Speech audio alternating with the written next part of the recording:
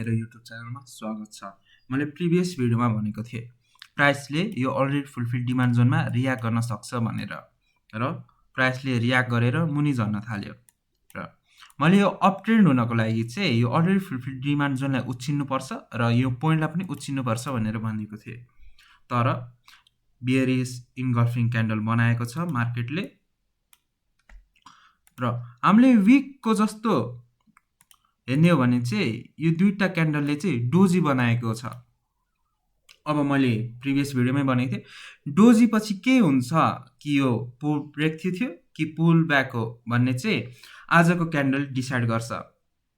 अब यो candle doji भन्दा मुनि क्लोज भयो भने, यो पोइन्ट भन्दा मुनि क्लोज भयो भने यो जब पुल ब्याक थियो, र यो भन्दा माथि क्लोज भयो भने चाहिँ यो अप ट्रेन्ड हो भनेर, ब्रेक थ्रू हो भनेर।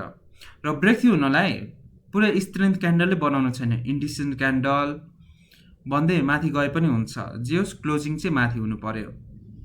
र मैले यो हिजो रेयर चाहिँ किन भनेको थिएँ भने अलरेडी फुलफिल डिमान्ड जोनलाई ब्रेक गर्यो भने चाहिँ मार्केट जसरी भए पनि मुनि गएर जता डिमान्ड हुन्छ त्यहाँ गएर त्यहाँ पछि चाहिँ बाउन्स ब्याक हुने भन्ने छ।